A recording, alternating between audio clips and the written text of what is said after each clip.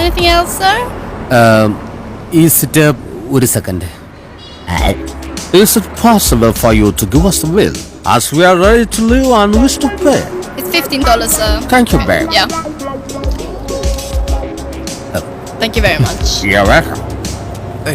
അപ്പോഴോട് English സംസാരിക്കാൻ വായിൽ വരലിട്ടാ മതിയല്ലേ? പോരാ, ഇംഗ്ലീഷ് നന്നായിട്ട് അറിഞ്ഞിരിക്കണം. I want some water. Sure. Anything else?